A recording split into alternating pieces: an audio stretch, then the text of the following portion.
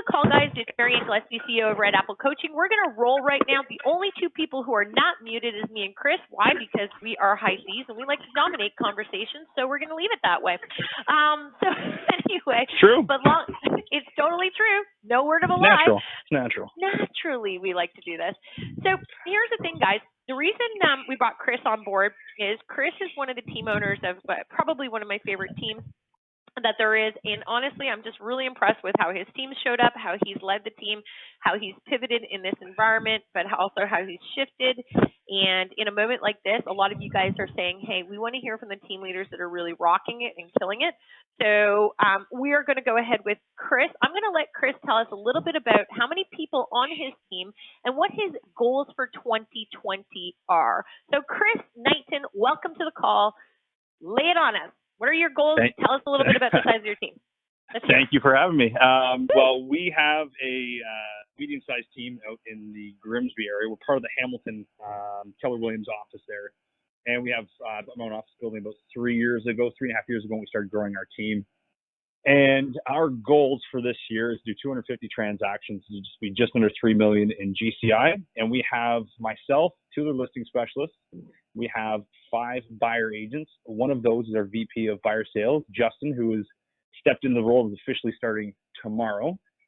We have 2 ISAs that are basically in the process of, we're putting the ISA role first to kind of learn and then kind of build their businesses before they get their license and then jump in, which one of our guys did last year, and it was just an incredible opportunity for him, and it worked out amazing. And then we have 4 admins. We have Valerie, who you mentioned before. As soon as I said I have an open mic, she probably rolled her eyes. I could feel that.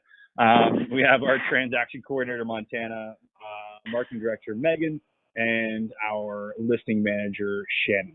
And yeah, our team has been together. We've been growing the team for just over 3.5 years. I've been back in Canada and residential real estate for just over 5. Before that, I was in Houston, Texas, and focused mainly on the commercial side. I had my own brokerage and investment firms down there, and I don't want to say specialized, but we really focused, like me and my wife, we bought and owned and managed, ran shopping centers, 15, 20,000 square feet, anywhere from 8 to 17 tenants. And we're during the recession last time we saw a big kind of shift in the market, we ended up just buying everything we could. I was young at the time. I was only like 26, and it was crazy. So kind of use that knowledge we had down there to kind of shift our thinking in this market. That is like absolutely awesome. I love it. And one of the things that I just want to lead into this call, because a lot of people asked me, they said, hey, what's Chris doing as far as this month goes? Can you just share with us a little bit about your team's production for the month of March? Yes. So and I don't have my computer from here. I'm at my cottage, so the internet is terrible, so I can't even pull it up. We did 31 transactions. I believe that's including leases. We are at, if everything firms up, we're just over 300,000 in GCI, which honestly, that would be our best month ever. Last year we had our February was at 295, I believe. So this will be our first month over 300,000. And yeah, so before, halfway through the month, we were like, holy shit, this is going to be like the best month ever. Daniela, our listing specialist, smashed her listing goals, like in 10, I think 11 listings. I brought in a whole bunch. Sandy was coming off of vacation, brought in 2 or 3. So we have this momentum going in. And you know when you can just tell something's going to shift a bit, and everyone's talking about Corona and how it was going to affect us. And it was really interesting to see that happen and play out. And we didn't know when it was going to really affect us, but halfway through the month, we went from doing 11 deals that past week to shifting down to 4, 5, and 4 deals again the next week. So we really shifted from, still kept everything going. I have to give it to our team for really buckling down and just doing the stuff they needed to do. And that drove us through. Like we could have been, honestly, we could have been close to, at the midway, I think we're at like 19 or 18 deals. So we could have been on pace for $400,000 and of GCI, and for a team of, not a very large team of producing agents, that's a huge number. So I was really, really proud of our team.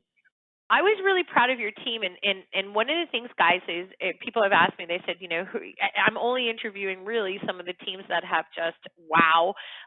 They really did remarkable things. And guys, those of you who texted me and they're like, how are some of the I've shared some of your numbers. Obviously, I know your numbers of your team, and I shared some of the numbers. And I said, I'm not going to spoil it to everybody because right now I just got a whole bunch of text messages from people going at WTF 300K, and like everybody's texting because I didn't share what the number was, but that's right. Chris and his team have worked probably, I don't think I've ever actually seen a team kind of just trust. Like, it was amazing. They were like, well, everybody else was kind of going, yeah, I'm not really sure what's going on here. It was amazing. Your team literally, legitimately never questioned anything. They just went, something's happening. Let's go into fifth gear now. And that was really a game changer that I saw, the difference between some of the teams that have really adjusted well and they haven't. So let me ask you a question. As a CEO, I want to kind of hear that moment in your head in the past 3 weeks, because life has not been the same for a lot of people. So what was the moment that you realized and you went, legitimately, shit, this needs to change now. Like, this is not a joke. When was that moment?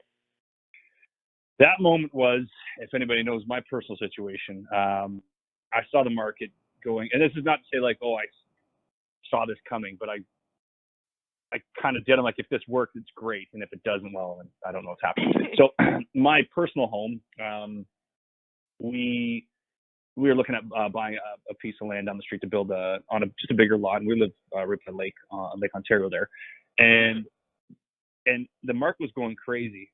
And we saw this Corona thing creep in, and I kind of follow financial markets and everything, kind of see what's going on and see what effect that has. I don't watch the news. I pick and choose what I want to listen to, and it's usually before I talk to anybody else in the morning, listen to CNBC. So I don't listen to sensationalized stuff. I try to pick and choose. And I saw this was in February, and I saw the market shifting, taking inventory in our area where the Golden Horseshoe was just low. And it was at levels as low as 2017, which if anyone was around 2017, it was an absolute gong show. And multiple offer situations, we're having that conversation. But I've seen it before, we can switch on a dime. So I said to my wife, if we want to do this and buy this piece of land, we got to do it right now. And then a lot of people, every single person said, you're crazy. Why would you sell right now? Wait, you're going to be worth more and more. And that wasn't the shift. I was like, if anything happens, this is the time to do it. And we actually ended up putting our house in the market, I think a pretty big price tag, and getting sold full asking with a 6-month closing within 2 days. And it really said to me, like, at first I was like, oh shit, maybe I did mistime the market. So I was totally second guessing myself. But then it was honestly to the day, 2 weeks afterwards, which was the middle of March, where we saw where it wasn't, so we're at week 3 right now. So it wasn't last week, the week before, if that makes sense. I can't remember. It was like middle of March where we saw our appointments, our deals, everything go from that 11 to be honest, I don't know how much this is going to affect us. I've never been through it before. I've been through one of the worst in Houston, the worst financial crises in the history of the world. And it wasn't as quick as this hit. So we saw it before, but what really, here's my thing. Again, I can say, like, I made all these smart moves and I sold a duplex. I literally just closed on my way here before that because I saw an opportunity, and I can say, oh, that was great and everything. I'm smart, but I had no idea. I just took the safe path that way and took the opportunity.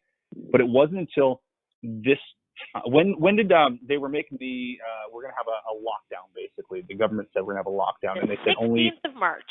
Yeah. So and that day I believe I was at the office by myself. This was the Monday. That's right. I was at the office by myself, and they said only essential services. And my thing is, we have enough closings and cash flow and all our projections. Cash flow projections are huge for me, so I can know where we need to do and how we keep our business running. But as soon as they said only essential services, my first oh fuck moment was land registry, lawyers. Yep. And I was like, because I love my people, and I've told all of the people that work with me, I said, you have full-time, lifelong employment. I will always make sure you have a job if you do the things that you need to, and you're the perfect team member, which they are. It was the first time ever in my career, 16 years in this business, that I was like, holy shit, I'm going to have to lay somebody off. Because if we don't have the money coming in, and it's not like I've always, we're low in cash, so we need to we bought the office building. I lend myself and my businesses money, and then we can always pay it back, and it's easy to kind of move that around with cash flow. But if cash flow is done, not only personally, I can save myself and everything, but like the business, I was like, holy shit, what happens if we can't close a deal? That means our people aren't getting paid. That means we're not getting paid. I can't pay rent to the company that owns my business, which is my own company. I can't pay my employees that work for the company that they're employed by, which is owned by me. And it was this trickle down effect. And I'm not going to lie. I sat there with a bottle of scotch in my office by myself, and I got on a call with Valerie and our other 3 admin, and I was just 3 sheets to the wind. And I almost was in tears. I'm like, guys, I have no fucking idea what's going to happen. And I was like, I'm getting teared up right now because I'm like these people trust in you, right? And I'm like, oh my God, like for the first time in a long time, I felt kind of like paralyzed. I'm like, oh shit, because if we can't, like, doesn't matter what we do, if we can't get paid, it's like it's all kind of a futile attempt to not get paid. And so that evening around 10 o'clock, somebody sent me the screenshot of the 7,300 million businesses that were allowed to stay open, and they said lawyers, and it was kind of comical, and it almost, because there were so many of them. But for me, it was like my heart was just, I slept so well that night. And I was like literally with my wife, the kids are down. I was like, and I never get into the into those rabbit holes, but I was like, what do I do? Like, and she's like, oh, my wife's she's been through the session with me. She's been with me for almost 20 years. So she's been through a lot. And I was like, for once, I don't have an answer. I can't like work my way out of this thing. You ever heard that thing? If you put, it was on Catch Me If You Can. If you put 2 mice into a bucket of cream, one will just give up and die. The other one will keep going until, or milk, and it'll turn it into, basically into butter until it can get out. That was always my mentality. Like, I always work. It doesn't matter what I do, I'll make it work. But it was that moment, I was like, holy shit, I feel my hands are tied. It's a long-winded conversation around it, but yeah, it was that day. I was like, holy fuck, that's a game changer. But luckily, as we all know, it was good. Luckily you're thriving when others are just trying to survive. And truth be told, like there's not a team leader that's going to listen to this, because this goes out to about 30,000 people after this. That's why we're recording it with everybody on mute. But one of the biggest things is people really underestimate how, like in my opinion, they look at team leaders and they go, oh yeah, you meant, fearless leaders. And people don't understand it's okay for a leader. Like John Maxwell talks about this all the time. Like, just recently in the past week, somebody says, man, like you're really keeping your shit together, Marianne. Like you're really direction. I'm like, I'm working 18-hour days, and I'm no different than you guys. There are days where I wake up and I go, holy shit, like we don't know what's going to happen a week from now. Our plan is not now 30 days. Our plan is week by week by week. And, as the best CEOs, guys, and I know you're on this call, and some of you are going, man, like I'm scared. And I'm like, sure, you're scared. The unknown is always scary, but this is a really good example, is that, speed of the leader, speed of the pack. If the leader, Chris has been through this before, something similar, not quite at this level. However, there's a lot of, anybody who's in commercial real estate knows that the bottom drops, like you lose everything. So it's kind of a really good thing to see the strength of a leader, which I think, which leads me into kind of what the biggest thing that you're showing your team, as a leader. What do they need to see in you? Because you've done a great job navigating your team throughout this. One of the most impressive leaders I've seen in the industry leading your team on this, and I obviously talk to a lot of people, so I think you've done a great job. What is important for you as a leader to have your team see? Well, there's a few things, and the one thing, this was on Sunday, so we had our leadership meeting, which on Sunday evening, actually Val called it, and she's brilliant for doing this, and it was supposed to be about a half an hour, but it was an hour and a half, about our direction and having some absolute concrete in it, because there's a lot of, like I said, the unknowns and the gray areas. Well, when do you, I say all the time, if you put my daughter in her bedroom, it's all the lights are on, middle of the night, she's happy and everything, right? You turn the lights off, she's scared. And I'm like, what are you scared of? It's the exact same room. Darkness is just the absence of light, which is me sound irritable and cheesy and whatnot, but like literally it's all the same stuff. And we were talking about it, and we were saying, like, this was Justin, he'll kill me if I don't coin his phrase here, but like literally nothing has changed in your business. Nothing at all. Only the way that you do it. Totally. And that was a huge thing. Like nothing has changed. Like again, if they had them shut off land registry and you weren't able to do your job, well, shit, that's something. That's a constraint that you can't. That's a condition. It's not an objection, right?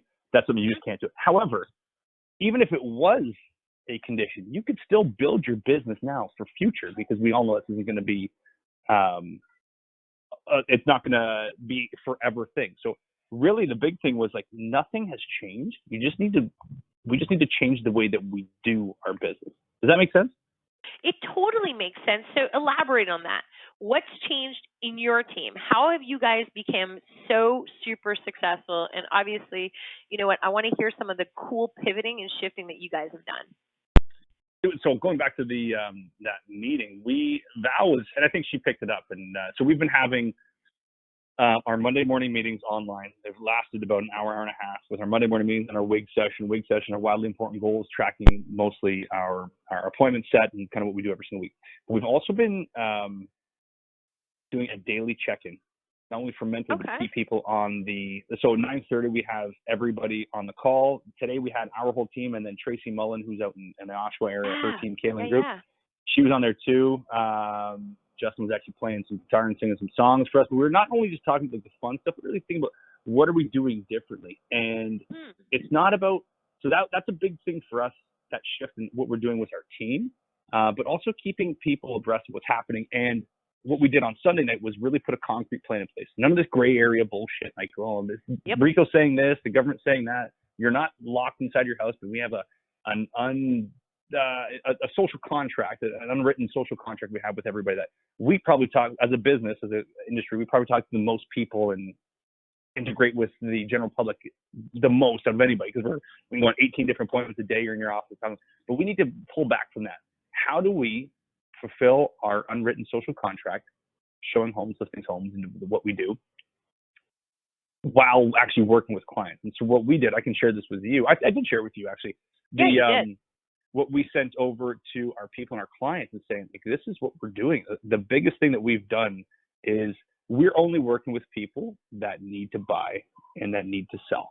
And because if anyone's selling right now and they say, I want to try the market out, like, is this really the best time to start trying to sell your home? Probably not, because the traction's not there. There's not enough people to really move this market forward. We're going to see this contraction, I think. However, understanding that we can utilize the technology that we have. And so say I'm working with you, Mary, and you're like, Chris, I want to go see this property. Perfect. What I'm going to do is get on a phone call, Skype call, Zoom call, face-to-face, or FaceTime, whatever it may be. Anything where we can actually go through the property together. I can get real-time feedback from you.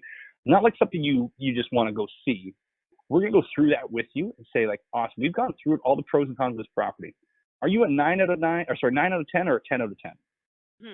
And if they say anything less than that, well, I want to go see the property. Well, I'm coming to show you the property because, again, I have a social unwritten contract to make sure that we do our ethical and duty to make sure we're taking care of all the other people out there. If I'm not coming there to sign a contract for purchase and sale for this property we're looking at, there's no reason for us to go out there, because we can both agree that's probably not in the best interest of our society as a whole.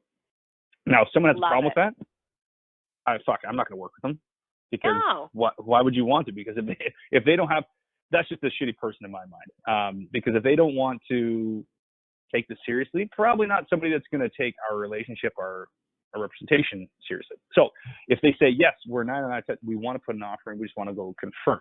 Now, we can go put in an offer sight unseen with the condition, say that we have a walkthrough at least at some point in the next 10 days, maybe during the inspection, so we can make sure it's safe and everything. And so people are allowing those conditions. People are working with each other because we have this similar mindset where I'm getting around this entire scenario we have. Second step from there, if they say, yes, we want to put an offer, a 9 out of 10 or a 10 out of 10. Awesome. We're going to walk the property, but when I put it in that document I sent you, and you're free to send this out to whoever you want, that I put a quote, show them the property, or walkthrough, is not, it's not actually a walkthrough. And what our protocol is that we let the listing agents know, like, we're not actually going to walk through the property with these people. We have signed buyer's representation. We know who they are. That's some random off the street is going to steal your stuff. which again makes us get that buyer representation, which is our professional duty to do that anyways before showing a property. And then also letting our clients know on the buyer side and say, hey, we are going to go open the door, get back in my car, you're going to leave your car, and you're going to go walk in, you're going to show yourself around. You're going to come out, you're not going to touch anything, you're not going to do anything to mitigate your exposure to whatever's out there. You're going to come back out, you're going to go in your car, I'm going to go lock the property, sanitize, do whatever we can. We're going to get in our cars, and we're going to have a conversation from there. How are we putting this offer? We have DocuSign, we have email, we have everything else. Those two things, pre-qualifying them first, letting them know that I'm not actually going to walk through the property. I'm literally just opening a door at this point. Also letting the listing side know, because someone's opening their home to you. You need to know who you're working with as a professional. If you don't have a BRA signed in this environment, you shouldn't be in the business, because we should not be working with somebody that's not ready and willing to purchase a home. Last case scenario, Totally. if someone isn't on our team, is not comfortable, we have absolutely no judgment. We have mother of twins. We have, a 21-year-old girl on our team. We have someone with 5 kids. We have Val's got 3 kids. If they feel like they're putting themselves at risk, there's no judgment. We refer to somebody else on our team that's willing to take that quote unquote risk and do it. So we're always there to support each other. But the way I think that we're handling it is with all the guidelines of social distancing, and I look at it this way. I went to the Metro, it's the supermarket here. I went to Metro twice in the last week and a half. Only times I ever left my house other than going to the office. And I looked at, where do I have the most exposure to? Me going to a Metro, or me opening a door for someone else to walk through and me closing the door, talking to them virtually? Exactly. Absolutely that. Right. And I went to I had so much social anxiety. If I go out in public, I'm like, you know me, I'm a dog person. I'm the guy that, hey, scratch my butt. Hey, how's it going? Like I want to get there and get in people's faces and be happy. But I was like totally staying away from people because it was just like such a weird thing. Whereas if we can control what we do and help everyone at the same time, nothing's changed in our business, just the way we do it. I couldn't agree more with that. And so, and that's one of the things I want to get across with a lot of the team leaders on this call is that, again, the leader determines the course of how your team's going to, have the outcome on the other end of this. You're either going to look at this and you're going to go, you know what, here's what I'm comfortable with, here's what I'm not comfortable with. I love the pre-qualifying. It's very important. We're seeing a lot of people do that too. And one of the messages a lot of teams are saying right now is they're saying, look, if we've been given the gift of being called essential services, then yes, we only help the essential buyers and the essential sellers right now. Everything else is about appointment based. So let me ask you about that. Pivoting your appointments virtually. How are you finding the listing team is doing with virtual listing appointments? Have they pivoted nicely? Was it hard? Is the public hating it? What do you think? Well, it's always a transitioning thing. Anytime something becomes kind of new for people, it doesn't matter who. Nobody has the same experience virtually as anybody else. Everyone's been on social media and all kind of stuff. But imagine you get somebody that's like never even been on social media or has a home phone. How do you do that? We have to, again, the word pivot is kind of funny because we're not really pivoting. We're totally. I know what pivot means, like change direction. We're not even changing direction. We're changing you're not pivoting. You're going to a whole different playing field, right? Because if I say, I'm in this where people are normal, I can do these things. But I'm like, okay, shit, this isn't what we do anymore. Like I said, nothing's changed. It's just the whole we're going from like a soccer field to a baseball diamond, right? Right. So I'm having my first double listing appointment and buyer appointment tomorrow. And I'm not going to lie. Like, I'm good at building rapport with people because I get in a room and I think I'm a pretty likable guy. I smile and have a good time with people. And that's really, I'm probably a terrible salesperson, but I get along with people. So it's kind of my crutch. However, how do you do that online? Like, I have somebody that called me and says, I want to list these 2 properties and I want to buy something. And before I can get the words out of my mouth, she goes, my sister's sick. I'd prefer if we could do it virtually.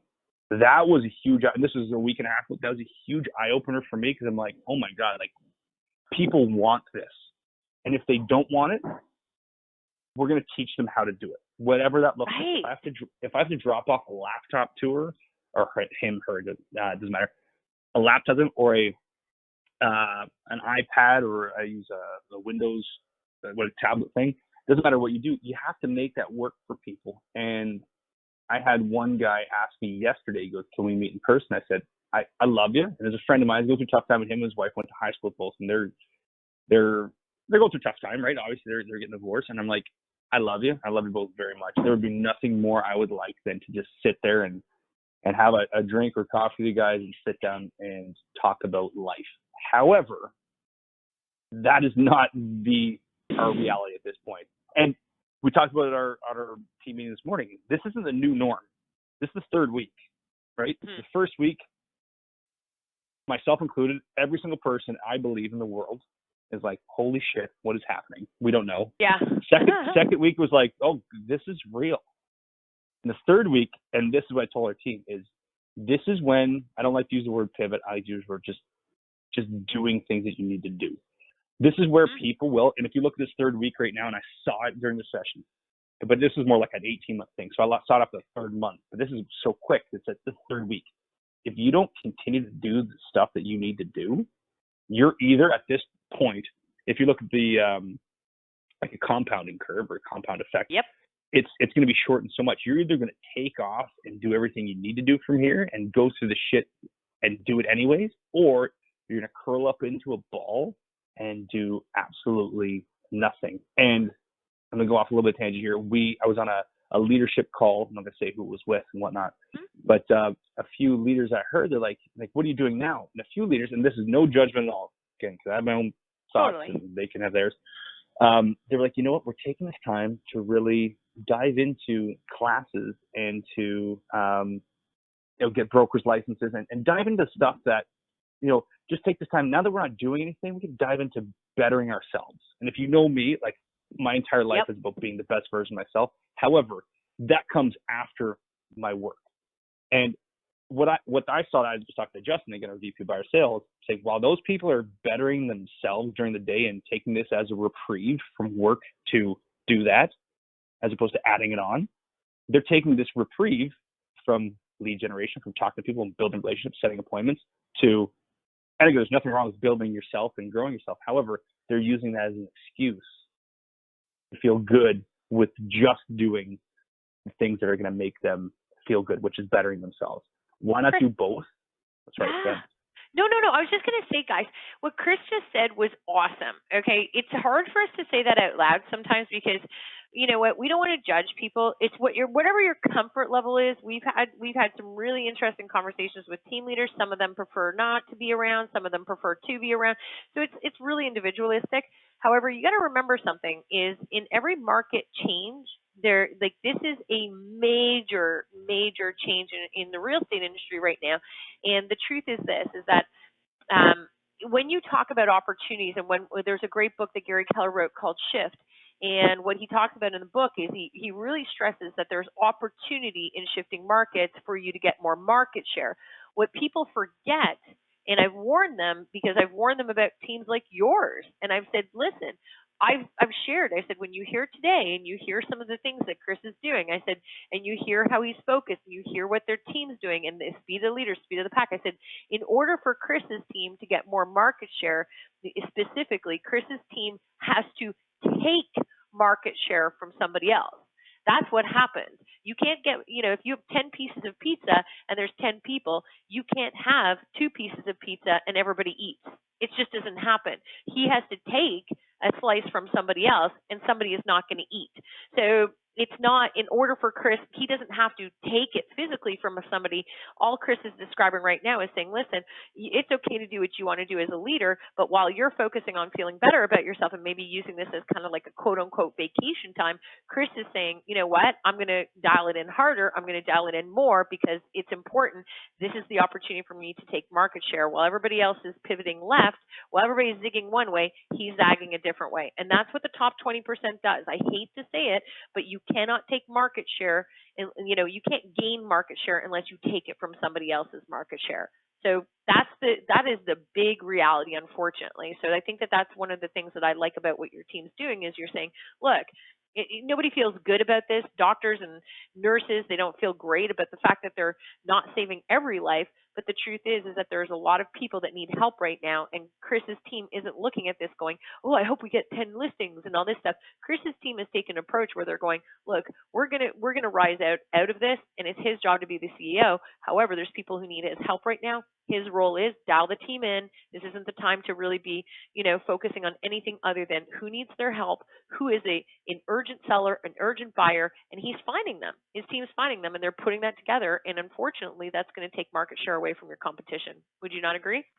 Absolutely, and I'm okay with that. Reason being is because in a contracting market, who's going to do the best job?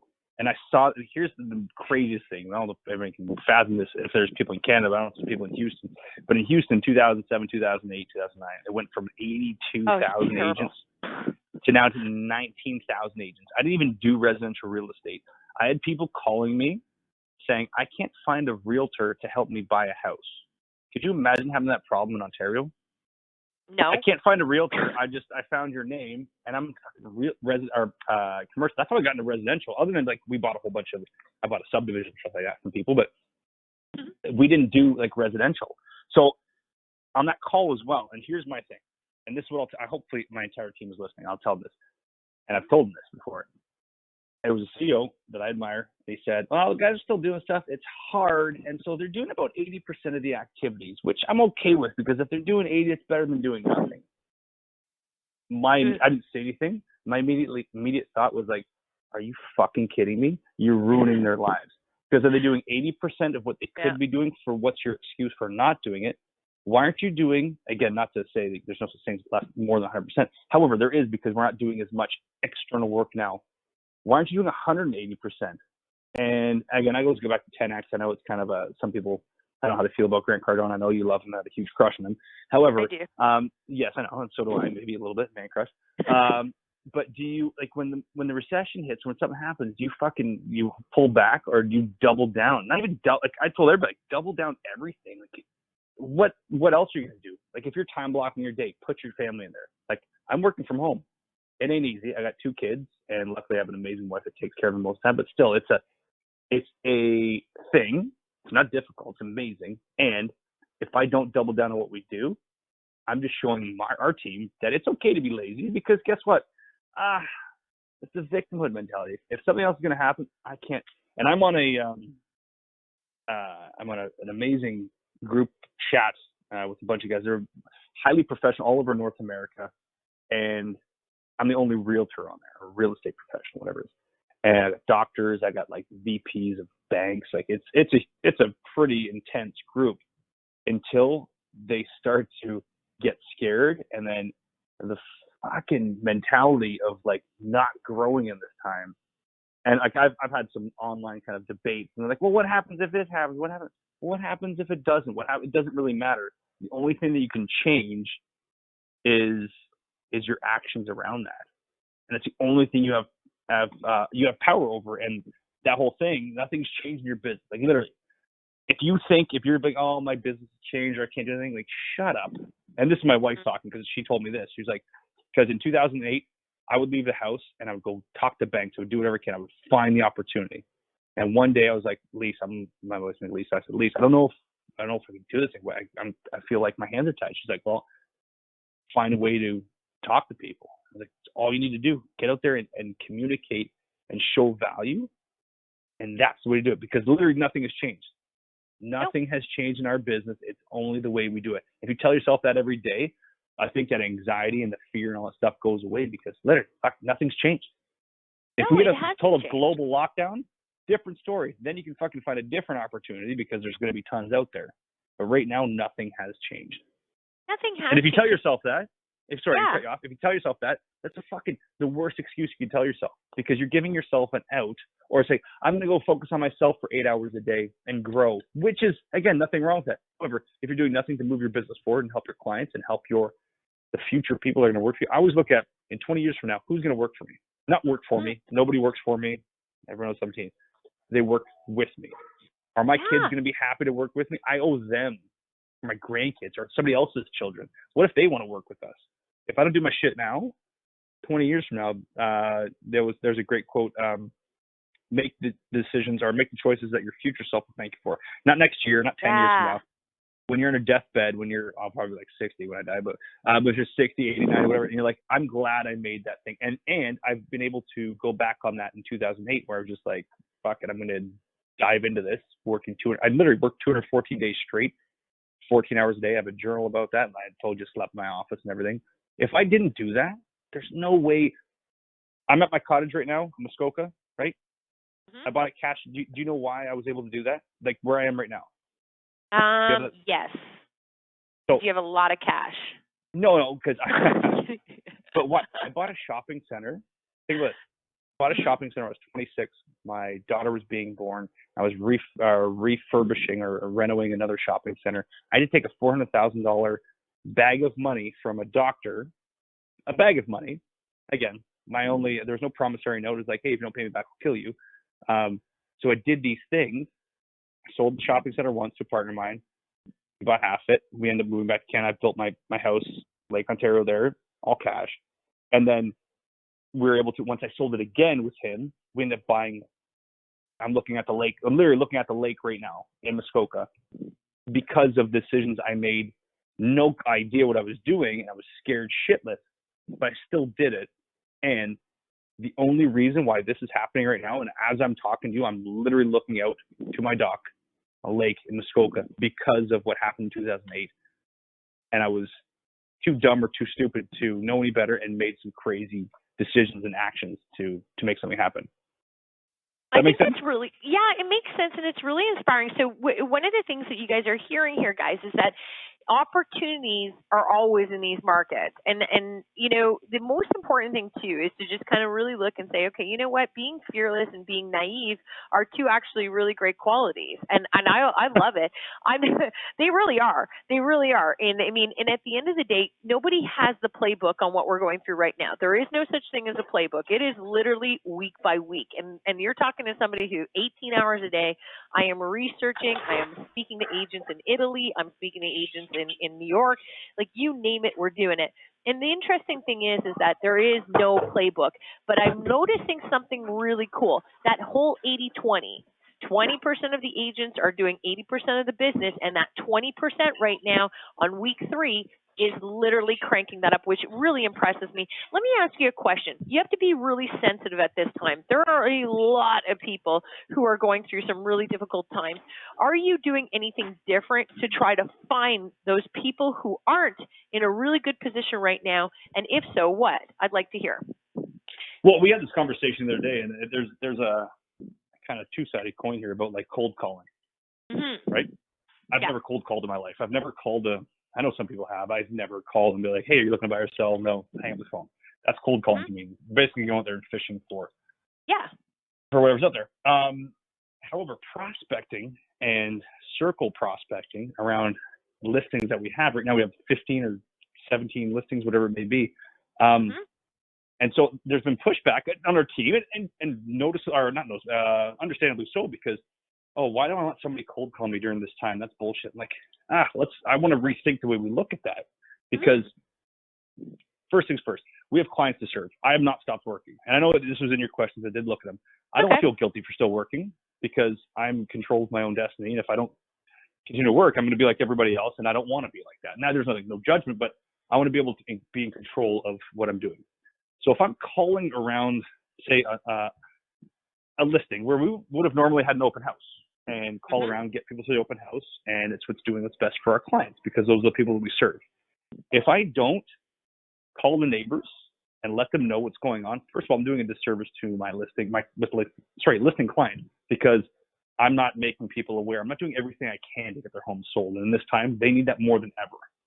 I also look at the neighborhood, and the neighborhoods that we service, and our people that they need to be trusting us. Our mission in our team is to build trusted clients so our clients can build better lives.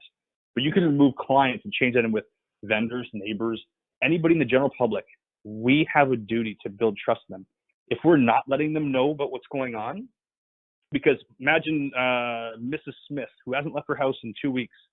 She's had an elderly sister that wants to move close to her, but she's never left the house, so she has no idea what's going on. She hasn't seen the sign on the house, 10 doors down from her, whatever it is. And I call her and I say, hey, we want to let our neighbors know what's going on. We have a listing here. We have not stopped working. We're still doing what's best for our clients. We need to let people know what's happening. Who do you know is looking to buy or sell? Or who's looking to buy in this area, like close to you? And she's like, oh my God, my sister is definitely looking. She's from Peterborough or whatever it is. And she ends up buying the home. If I don't do that, I haven't given myself the opportunity to not only sell our home, but help our listing agents, listing clients. And I haven't been able to help this other woman know what's going on in the area. And in the meantime, if someone says, well, why do I care? I've just lost my job. I'm in a bad position. Oh my God, that is terrible. And do you know there's mortgage deferral programs? We can help you. Have you thought about refinancing your home? Are you allowed? Are you able to do that? What can we do to help you out in this situation? Because I know a lot of people are like, well, if something bad happens, why do you want to bother these people? Those are the people that you need to talk to the most, because those are the people that need the most help. And in any circumstance where people need help, we want to be those people that are in the position to help them, whether they sell or they have to refinance or we help them through a tough situation. If I'm not that person, someone else is going to do it. And somebody else may not be in the same headspace where I am, where I want to help people first. And then it's my obligation to help those people so that they're not exposed to other people that may not be having the same mindset I have, to help them first before selling them. Because you may have someone that is just going to, hey, let's sell this right now to get out of it, as opposed to, hey, maybe I can save your family home and save your net worth, and we'll get through this together. Does that make sense? It makes a lot of sense. And one of the things, guys, that Chris is touching base on is that, look, I have no disrespect for anybody who is scared and, you know what, and they want to kind of go into a hole and they want to go, okay, I'm just going to ride this out. But if we don't know the ride out phase, and we're hopeful that the ride out phase is going to be, you know, hopefully we've done a really good job as a country. But here's the thing. You're naive if you don't pay attention to the news. If you're not looking and seeing that Air Canada laid off 16,000 more people yesterday on top of the 13,000 that they laid off or whatever, if you're not looking at that and seeing that that's not good, if you're not driving, getting out of your suburb or wherever you are, and you're not driving, just getting in your car and looking at like 12 or 1 o'clock in the afternoon at every small business owner down that street that is closed right now, if you're thinking that everybody is having champagne and caviar, I just, you know, my whole concept is this. We have waited a long time for a world of realtors to kind of bond together and go, guys, we have one chance to show that we care about people. Their biggest investments, they're trapped in their houses right now. They're kind of looking, people aren't certain. It's kind of a really crazy time. Whether or not you believe that this is a big virus or a small virus or anything like that, that's not the point. The point is people are suffering. Small business owners don't want $40,000 of debt added to them just to keep their doors open. They don't want that stuff. So are you making the calls to them? Are you not making the calls? And I think what Chris is saying has a lot of validity, where you've got to really understand that being in business right now, it's kind of like doctors and nurses, as we talked about earlier. Doctors and nurses are there to save lives. This is not a great place for doctors and nurses. They're not celebrating right now because they're watching people die because they don't have a choice and they're begging us to stay home. So at the same token, a lot of people are losing jobs or losing income, or there was a news, or CTV last night had this thing where this woman was on there and she's like, I'm a small business owner, and she's like, I'm a single mother and I was doing really well, and then I was told buy an investment property, so I did, and I got a tenant for it, and I refinanced my house for that, and I'm so excited because I thought I was finally getting ahead. Now this happens. She goes, I've lost my business, laid off all my employees, and now I have a tenant that's rent striking. She's like, I'm going to lose everything because I can't afford any of this. And she's like, and it's interest only payments because she just bought the place. So she's on TV crying, saying, I can't sell anything because who's going to buy a place? Like, we have to find those people. And that's what lead generation is about at this time, is it's not about finding, happy Joe Lucky who decides that they, wow, look at the great opportunity. People are suffering. It's actually, how can we help people that are suffering? And I think that's something that I really like about what your team's doing, is they're really looking, they're saying, who can I help? What can we be doing? How can we pour into people? And just having those conversations is really important. Question for you, virtual open houses, has your team pivoted to them yet? And do you think they're here to stay? My honest opinion? Yeah, I don't want you to lie. I'm hearing all different opinions. Do it. So I think, so what is a virtual open house to you? Let me ask you that question first. So my version of a virtual open house is really just a matter, guys, of saying, hey, listen, if you're truly doing a virtual open house, then I like to think that we're not at the open house, where we're able to take a house and we're able to be online. And there's a lot of variations right now, but virtually show it to you. And we'll walk you through it step by step by step. And it's interactive. Neither one of us is there. Okay, so one of the things that, like, I look at virtual reality. Okay, so I have a VR headset that I love, and to me, I refer to VR the same way. Can I put on a headset? Can I look at an application? And neither one of us is at that location, but we're able to both experience it at the same time. That's my version of virtual. So I like that. So if you're going to do that and to hold an open house and say, I'm going to do it at 2 to 4, and you're doing it from there, and you can do it live where it's you're able to do it afterwards. So here's the thing. If you're gonna have a video of a virtual open tour, I think that's better because you give people the option at any time to go and look and do that. And here's my honest opinion. Yeah. Nothing. So do you know what the average watch time is for a real estate video? Oh, probably under 30 seconds. 6 seconds, right? Okay. So it's 6 seconds. That was so good. Yeah, close. No, it literally is 6 seconds. And do you notice that we don't do any real estate videos? Notice that. Yep. Yes, because I think and then this is, again, no judgment, but who's it really promoting, right? It's promoting the agent. I have my new listing. So and there's nothing wrong with that. But I look at that as like, that's, if you really want to promote your client's property, get your beautiful face out of the way and show the client's property. Now, if you're doing that and you can add some value and add some entertainment value to it, because what are people doing? They're sitting at home. They don't want to be, when you walk through a home, do you get on your agent's back? And is your agent, like, literally, does your agent piggyback you around and show you the house? Do mine? Yeah. No, does anybody? No. Like, right? No. When you're in control, so the engagement rate between videos and 3D virtual tours is exponentially higher on the virtual tour site because people want to be in control of their environment. Video and everything is awesome, but if it's not engaging, I'm not going to go, you know, when you see, like, say, a video, a 3-minute tour of a house, you got a 4,000 square foot house, it's going to be 20 minutes. What are people going to do? They're going to go through it, skip through. Now, if you were able to make that engaging, this is where, like, I've really struggled with, like, what, and I don't know what's best. I'm just saying, for me as a consumer, I don't want to sit there and watch a fucking video of somebody walking through a house. I'm like, oh, I want to look over there. Like I said, you can do the virtual reality thing where people can have, there's lots of 3D tours out there, which we've used, and people can actually go through and do that themselves in an application. We have our own, each listing we have has their own website. They can interact with it. And that's why when we're actually doing the tour with the client, like we said with our protocol before actually showing them, walk them through a virtual tour. And tell you what, we've had a hard time having people do the virtual tours now because they're not really working as much. So even if it's the pictures, whatever it may be, allowing somebody to walk through is one thing, or do a virtual tour, and it's the way to leverage that. But until you sit down with somebody over the phone or on the computer and actually sit down with them and go through it, which you should, in my mind, we should do that with people anyways. Do you really want to see that property? That might change the way that we do business in the future, even when you can show people. Talk about a time waster. Has everyone had a client looks at 3 million properties in a year and never buys anything, and then their cousin has something, they buy something off them because you never signed a buyer representation for 2 years, whatever it is. So my whole thing is virtual tours, virtual open houses are huge if you can engage people, but what you're really trying to do is get them where you can actually, not virtual tours when you're not there and leveraging that. It's awesome, the video. How do you go through it with them as a person to person, face to face, but not face to face? That is the big thing. And for me, if again, nothing's changed with the way that we do it.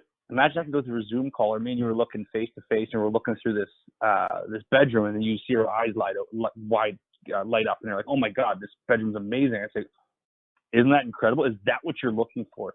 Because no matter if somebody's doing it in their bedroom or in their bathroom or when their kids are going to sleep, whatever it is, they're having their own experience. Our job as professional advisors is to actually have that experience with them, and I think that's where the empathy and the the real realtor experience comes in, because if we're removed from the equation, they're left to their own devices. But if we can be in the room with them virtually, that's where virtual tours for me make the step to being a viable option for us. Does that make sense? Yeah, and I don't think, just to add to what Chris is saying, and I love that, is that I think, guys, for a couple things, until they have, my own personal opinion on this is this, okay? Until they have, and there is no proof I have of this at all, so this is just me. I'm always disclosing that we can't predict the future, and if we think we can, then clearly we're going to be billionaires, because you know what, we're the only ones. So anyway, so here's the thing, guys. One of the things that I'm talking about is until they have an actual antidote or a vaccine for this, we're going to be practicing social distancing for a long time. So people know that I have certain family members that are in China right now. We've been calling around to other areas that are affected and whatnot. And I think, to me, it doesn't even make logical sense. They will never, ever, ever be crazy enough to let us go roam the earth the way we used to until there is a vaccine for something where they're making us at home right now, stay at home. So if you follow the rest of the trend, it's going to go there. So virtual is the way to go. My thing is, yes, I love what I'm seeing out there. It's great entry level. But one of the things that somebody taught me a long time ago is they said the brain needs time to adjust. So it needs time to just have that adjustment period, meaning there's technology that's out there that is so far advanced. And we've been trying in real estate to move our clients into a very advanced virtual world step by step by step. And we've kind of been teeter-tottering. So every now and then it's like we're entering this area, and it's like, okay, our clients, we're trying to say, hey, virtual, and our clients are going, okay, baby steps. We can't force the brain or people to advance fast enough. So I think this is just the beginning of one of the game changer moments, kind of like when the fax machine went out of style, when pagers started to pivot out. It took a little bit of transitioning to booking appointments online. Well, now we're forcing the public to kind of get on board. I truly believe that virtual open houses are absolutely going to become more popular. I think what you're going to see, and we're already seeing it in other parts, is weekends are going to be very unpopular for us to work anymore. I think it's going to become more of a, you know what, who wants to, like, I've always thought about this. I want to find the person, they talk about the first person to do certain things. I want to find the first person who decided that Sundays from 2 to 4 was the best time to ruin our lives and do an open house in the middle of a Sunday afternoon. Like, who came up with that? I mean, I want to find that person who said Sundays at the end of a weekend, in the middle of a Sunday afternoon, I would like your realtors to work all afternoon. I'm like, who did that? So what we're seeing right now is this cool pivot to the virtual world where we can actually go, hey, by the way, guys, the trends online are showing that more consumers would rather do a virtual open house on a Wednesday night at 7 o'clock. How random is that? That's amazing. Let's do it. I'm all for Wednesday at 7 o'clock instead of a Sunday afternoon, and we can do it from our houses. So what Chris is talking about makes a lot of sense. Just start to look now. We're at the early stages. So if you're an innovator and an implementer, start taking a look and saying, you know what? We're going to embrace the online world and know that we have to do it a little bit slower because our consumer really needs to get our head around it. But what is next in the virtual open house world? Because there are things out there that would blow your socks off that other teams and other companies are using around the world that are a little bit more advanced. So you kind of want to lean into those, because I really do believe that virtual is the way they go. Virtual showings, same thing, guys. The time now has become where, I don't know, like people are telling me, I didn't realize that I could do so many appointments or CMAs or pricing on houses online without going there. And I'm like, the only thing you can't tell is if the house smells or if there's any major damages. Yeah, like you can't. But I mean, it's kind of like one of those things where it's like, well, if the house stinks, I mean, you'll find out soon enough. But at the end of the day, there'll be maybe some holdbacks and stuff. But the virtual world is freaking amazing. And I think this is that game changer moment that we're really starting to see. And we're seeing the idea of kindness and the idea of shifting around and caring about other business owners and other people. And I think what we're really seeing more than ever, the world is seeing how hard small business owners work.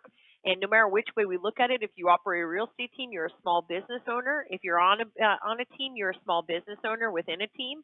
And I think the world is finally looking, going, oh my God, these small business owners, they work really freaking hard and they're risking everything. So I think we're going to get a lot of permission to not have to work such crazy hours anymore. And I think the virtual world is going to give us permission to be more efficient and work a lot less, in my opinion, hour-wise. I think our time will be fine. Yeah, and I'm embracing it because I'm like Quebec. If you guys have followed, Quebec was the last one to engage in Sunday shopping.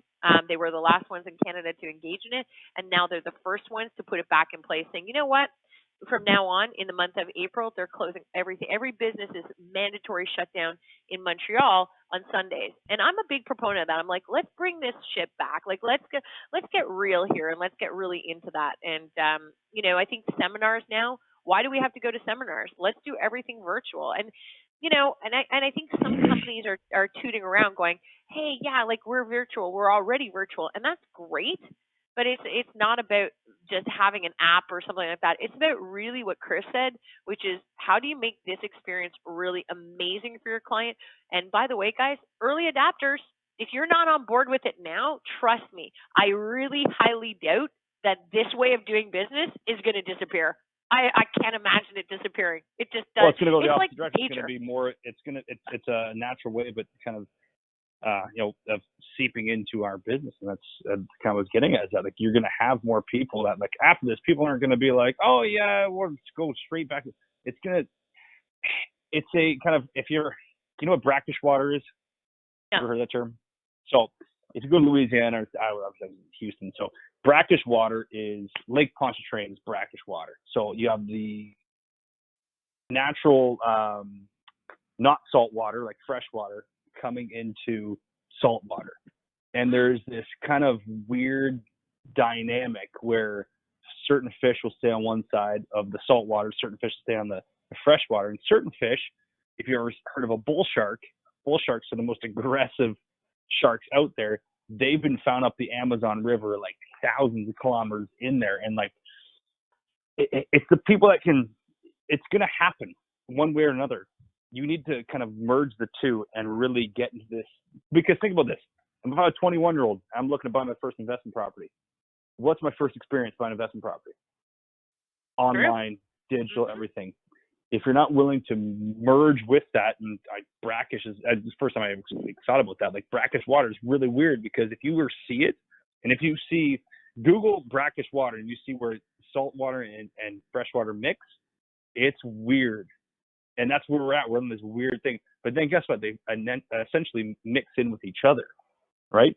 Totally. And if we don't do that and understand that this is again, not a new norm. This is 3 weeks in. If this is new for you, get on it, because that's gonna. It's not new anymore. Adapt early. Yeah, let's go. So you're already too late. I know you used to be math school. So what are the two things that show up when momentum comes? Do you know the two ugly sisters? The which? Ego and chaos. When the two ugly when momentum comes, chaos and ego. And so that's when momentum comes. You're doing great and everything. In momentum, you're getting great. You're doing all this great things. And then ego comes in, like, I don't need to do what I used to do anymore. And chaos comes in, like, oh my God, there's too much stuff happening. When it goes the other way, when momentum stops, it goes the other way. Chaos goes out the window because you don't even know what's going on. So it's kind of like fear-based thing. But then ego gets in the way. And the one thing I've noticed is if you can remove ego, and there's this it may sound weird, but like I was putting out signs one time before we had a delivery guy. When I moved back to Canada with a guy who used to work for us or work with us, and we were putting out signs before an open house at like 12 o'clock at night. We had a bunch in this one area we kind of took over, and he looked at me. He just looked at me and goes, "I'm a French." He goes, "What do fucking millionaires do at 12 o'clock on a Friday night?" I just looked over. I'm like, "Well, I'm putting out open house signs." Yeah. Because the people that can put their ego aside, think about the story. Like, so last night, I was supposed to, the reason why I just got to my cottage literally 2 minutes before we got on this call, Monday we were supposed to sign documents to close on a duplex I was selling that was supposed to close today. Last night, 8 o'clock at night, my lawyer, who's been in the business for 34 years, almost as long as I've been alive, he graduated high school in 1982, which is the year I was born, which is funny. I had to go to his house, and it looked like a weird drug deal. Like, this guy's, he's successful, like very successful. But it's amazing what happens when shit hits the fan, how successful you really are. There was a car, like really nice cars. Mine's probably the worst car up there. Pulled outside of his house. He was coming outside his house with packages, closing documents. It wasn't a drug deal, but put him through the door. And they were giving him packages back, so it looked like a weird drug deal. And he was sitting there 10 feet away telling him what they were signing. And you look at a guy who's been in the business for as long as I've been alive. He doesn't need to work. Well, he probably does now because his business obviously is kind of imploding a little bit like everybody's. But he's putting his ego aside and servicing clients the way that he needs to. And he hasn't dove into victimhood and like, oh, I'm so sorry. And victimhood runs rampant in what we do and using those excuses. This guy he's got kids that are my age and he's still out there. And we said, what are you doing to like show your clients, show your team everything? Go out and do the stuff that means there's no ego. No one should have an ego right now because I wrote this down saying, can you sell your business right now? So who actually has a business that they can sell right now? Anybody? Right. If well, you don't, you know what? You never know. Yeah, there's a lot of people who do. Because you have to build one. Yep. And if we think as realtors, and we said, but like our stats and everything, which is great. But you think I can go out there on the open market right now and say, hey, real estate's fucked. Who wants to buy my business? Absolutely not. If I have an ego that tells me like, oh, we're great and everything, that doesn't fly because that's not going to pay the bills. If you need to go there and do your own trade sheets or you need to do anything, show them properties, there's nothing that I wouldn't do. And I think that's what holds people back is their ego. Like, oh, especially if they had some success. And I saw that during their session. Well, I'm at this level. I don't need to do that. No. And if you ever read Think and Grow Rich, and he says, during the recession, guess what? Everyone was pulled back to even. It's like if you had a 10-lap lead in a race, guess what? You're all pulled back, starting line, and you all start from scratch again. Remove your ego. You're absolutely no better than anybody else. If you feel like you don't need to work hard, well, you're fucked. And if you take somebody like, again, I'll tell his name right now, Stephen Frankel, amazing friend of mine. He was working probably until 1 o'clock in the morning, putting papers through people's windows because that's what he had to do because his 4 clerks, because he had this very, very successful business, one of them had corona, and he took everything from the office and did it at night. He was willing to go that extra mile. And if you aren't willing to do that, that's okay too. You're going to be the one that plays the victim afterwards. Exactly. And guys, I know we ran a little over time, so I'm going to wrap this up. And no, it's all good. Chris, you shared a lot with us, and I just want to say thank you. And the most important thing that I want you guys to leave with, also, you guys know how to find Chris. We're going to upload this call, and you know how to find Chris Knighton. Easy to find him, super easy to find him. He'll be definitely available if you guys need any questions on him. The biggest thing I want you guys to remember is this, guys. John Maxwell said it best about last weekend on our calls, and anybody knows that I think he's the best leadership coach in the industry, and he really made a difference in my world, so that's why I love him. But one of the things he said is this: crisis reveals leaders. It reveals leadership, but it also reveals leaders. You're going to have two choices in a crisis situation. You're going to be the leader, you're going to be the follower. There really is no in between. Okay, if you're the follower, we probably are only start to hear from you. If you're the leader, we've seen you early adapters. 3 weeks ago, we saw you leading. It's not too late to get back on track. The only thing I want to say, guys, is this: choose to be a leader. Okay, your leadership is about dropping the ego, like Chris said, and really leading, finding the people that need your help, understanding that we're essential services for a reason. We're essential services to help people.